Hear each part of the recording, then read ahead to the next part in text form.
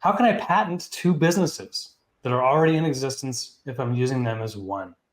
So I think they're asking, like, how can I register two business trademarks if they're using them as one?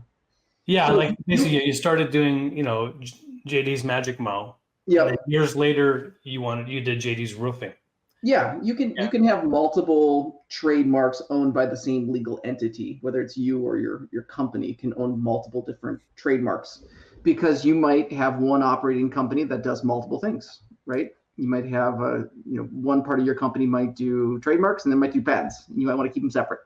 Yep. In which case you might file for two different trademark applications with one owner, but listing multiple different services.